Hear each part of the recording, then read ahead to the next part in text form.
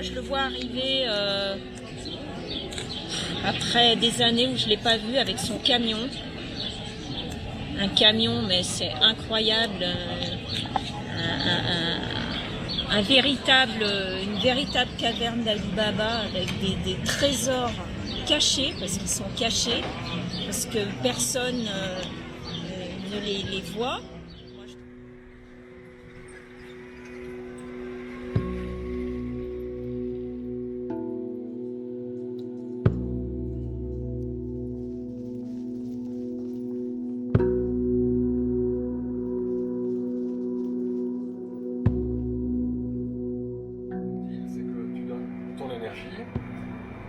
Contre ton énergie, tu as de l'argent. Avec l'argent, tu fais ce que tu veux.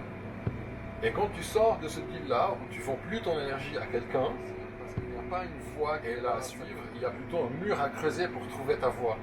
Et donc, il faut donner beaucoup plus d'énergie, il faut donner beaucoup plus de force, et il faut à la limite s'épuiser. Ça prend, jusqu'à ce que ça prenne, en fait, jusqu'à ce qu'il y ait une voie qui s'ouvre, une perspective. Et des fois, ça prend des longues années. Là, la vie, elle vaut la peine parce que c'est quand même un petit peu une lutte, pas forcément dans le sens du négatif, de on lutte pour casser quelque chose, mais on lutte pour grimper sur une montagne, par exemple. Voilà.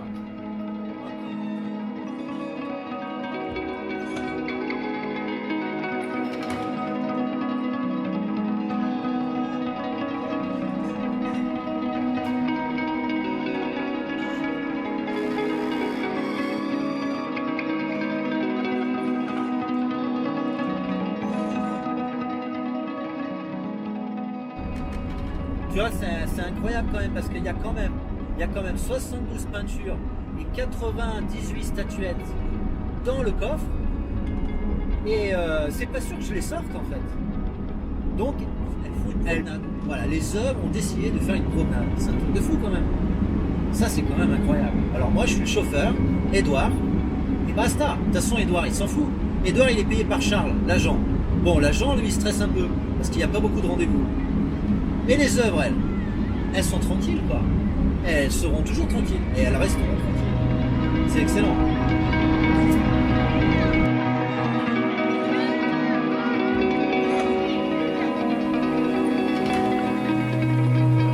Qui cherche à... Attends, en français, c'est celui qui cherche à apprendre la peur. Parce que c'est quelqu'un qui n'a pas la peur. Qui craint rien. C'est un conte Grimm.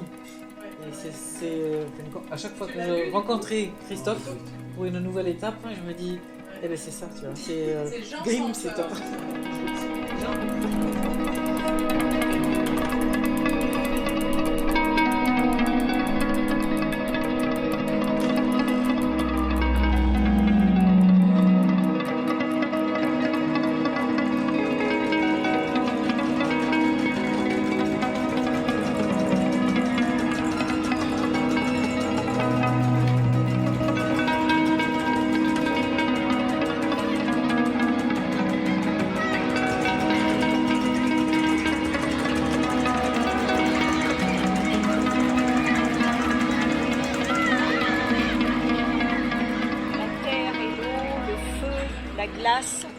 La nature, le vivant, la mort, la vie, putain, ça dégage quelque chose. Moi, ce matin, je me suis levée, il avait mis ses statuettes dans mon salon, il avait mis un tableau rouge, sang et terre.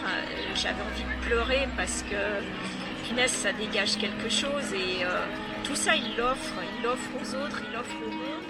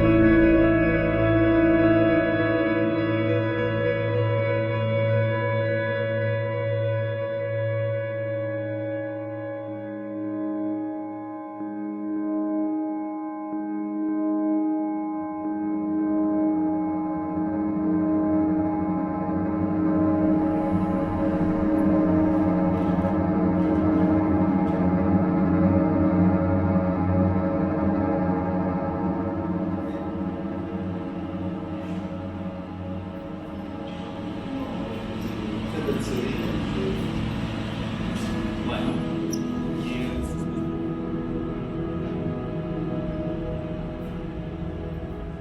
que j'apprécie, c'est que c'est un travail vraiment protéiforme qui se préoccupe de deux facteurs, c'est de travailler vraiment avec l'antériorité, aller voir les pays, aller ausculter les sources et en même temps faire un travail sur ton propre inconscient.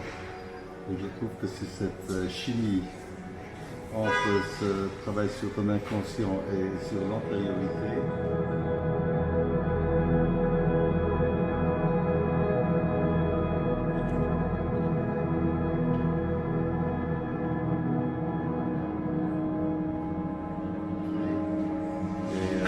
Qui fait que c'est un travail d'une extrême, d'un grand intérêt, hein, un intérêt créatif.